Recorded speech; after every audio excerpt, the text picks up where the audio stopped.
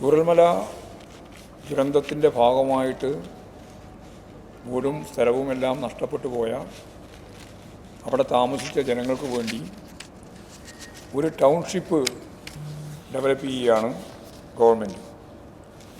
അതിൻ്റെ ഭാഗമായിട്ടുള്ള ടൗൺഷിപ്പ് കെട്ടിപ്പൊക്കുന്നത് 5 സോണായിട്ടാണ്.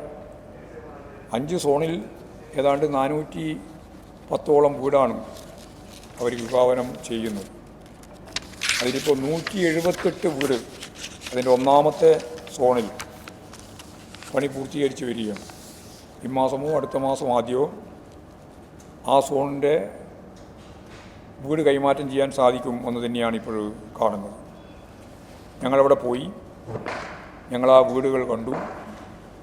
ടൗൺഷിപ്പിൻ്റെ ആകെ ഭാഗം ഞങ്ങൾ കണ്ടു. അതിമനോഹരമായ നിലയിൽ പ്ലാൻ ചെയ്ത ഒരു ടൗൺഷിപ്പാണ്. ലോകത്ത് തന്നെ പുനരധിവാസത്തിൻ്റെ ഭാഗമായിട്ട് ഇങ്ങനൊരു ടൗൺഷിപ്പ് കേരളത്തിനൊരു മാതൃകയായി. 7 സെൻറ്റ് ഭൂമി, അവിടെ 1000 സ്ക്വയറിലുള്ള വീട്, അതിൻ്റെ ഒന്നാം നിലയാണിപ്പോൾ പൂർത്തിയാകുന്നത്.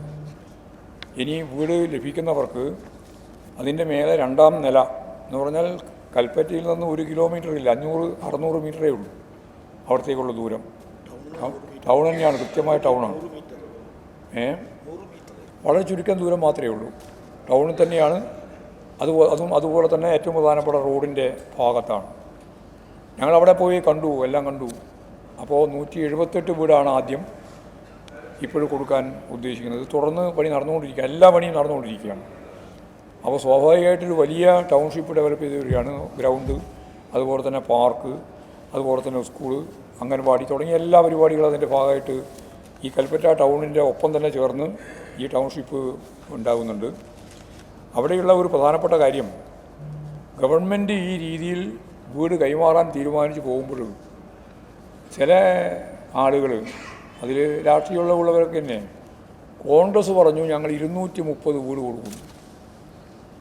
230 എന്ന് പറഞ്ഞാൽ കോൺഗ്രസിൻ്റെ 100, രാഹുൽ ഗാന്ധിൻ്റെ 100, 30 യൂത്ത് കോൺഗ്രസ്, അങ്ങനെ 230 വീട്. മാത്രമല്ല, അവർ കേരളത്തിലെ ഗവൺമെൻറ്റിൻ്റെ ആഹ്വാനമനുസരിച്ച് കോടാനുകോടി ഉറുപ്പിക ജനങ്ങൾ ഗവൺമെൻറ്റിന് ദുരിതാശ്വാസ നിധിയിലേക്ക് കൊടുത്തിട്ടുണ്ട്, മുഖ്യമന്ത്രിയുടെ ദുരിതാശ്വാസ ഫണ്ടിലേക്ക് കൊടുത്തിട്ടുണ്ട്. അപ്പോൾ ജീവനക്കാരോടും ഫണ്ട് വാങ്ങാൻ വേണ്ടി പറഞ്ഞു, 1 മാസത്തെ ശമ്പളത്തെ പറ്റി പറഞ്ഞു. ഇങ്ങനെയെല്ലാം പറഞ്ഞപ്പോൾ അവർ ആ ഓർഡറെല്ലാം എടുത്ത് കത്തിച്ചു, കോൺഗ്രസ് അനുകൂല സംഘടനകൾ. എന്നിട്ട് പറഞ്ഞു ഒരു നയാ പൈസയും കൊടുക്കാൻ പാടില്ല, ദുരിതാശ്വാസ നിധി കൊടുക്കാൻ പാടില്ല. MLA-മാരും MP-മാരും ഓരോ മാസത്തെ ശമ്പളം കൊടുക്കാൻ പറഞ്ഞു. ഞങ്ങളെല്ലാം ശമ്പളം കൊടുത്തവരാണ്. പക്ഷേ ഈ വയനാട് ഉൾപ്പെടെയുള്ള മേഖലയിലെ MLA, MP ഒന്നും ശമ്പളവും കൊടുത്തില്ല, അതുപോലെ തന്നെ സംഭാവനയും കൊടുത്തില്ല. കൊടുക്കാൻ പറ്റില്ല എന്നാണ് രാഷ്ട്രീയമായ തീരുമാനമാണെന്നാണ് അവർ തീരുമാനിച്ചത്. എന്നിട്ട് അവർ പറഞ്ഞു ഞങ്ങൾ പ്രത്യേക ആപ്പ് വഴി ഫണ്ട് പിരിക്കുകയാണ്. അങ്ങനെ അവർ കോടിക്കണക്കിന് ഉറുപ്പിക പിരിച്ചു എന്നാണ് അവർ തന്നെ പറയുന്നത്. പക്ഷേ അക്കൗണ്ടുമില്ല, പിരിച്ചത് എത്രയാണെന്നില്ല. അവസാനം 3.5 ഏക്കർ സ്ഥലം ഇപ്പോൾ വാങ്ങി. 3.5 ഏക്കർ സ്ഥലം വാങ്ങിയതുകൊണ്ട് അതിൻ്റെ റോഡും കാര്യങ്ങളും തീരുമ്പോഴേക്ക് എവിടെയാണ് അവിടെ ഈ പറയുന്ന 230 വീടെടുക്കാൻ കഴിയുക? ആളുകളെ പറ്റിക്കുന്നതിന് ഒരു അതിരുണ്ടാവണ്ടേ? ജനങ്ങളെ വഞ്ചിക്കുകയല്ലേ? അതിൻ്റെ ഭാഗമായിട്ടുണ്ടായ ഒരു അപകടം എന്താ?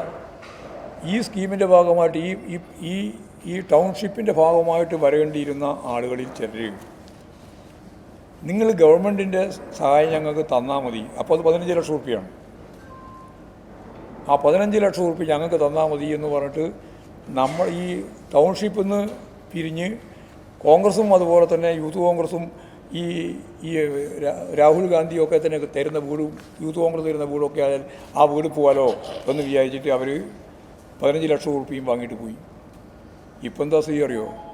ആ 15 ലക്ഷം വാങ്ങിപ്പോയവർ തിരിച്ച് മെല്ലെ വന്നിട്ട് പറയുന്നത് ഞങ്ങളീ കൂടി ഇതിൻ്റെ അകത്ത് ഉൾപ്പെടുത്തണം. അപ്പോൾ ഇവരെ 15 ലക്ഷം തീർന്നു പോയിട്ടുണ്ടാവും. ഇപ്പം ഇങ്ങോട്ട് വന്നിട്ട് പറയുന്ന സ്ഥിതിയാണ്. ഞങ്ങൾ പ്രതീക്ഷിച്ച് പോയതാണ്, അതൊന്നും കിട്ടാൻ സാധ്യതയില്ല എന്നാണ് തോന്നുന്നത്. കാരണം കാർഡ് വയ്ക്കിയതല്ലാണ്ട് വേറെ ഒന്നും ചെയ്തിട്ടില്ല.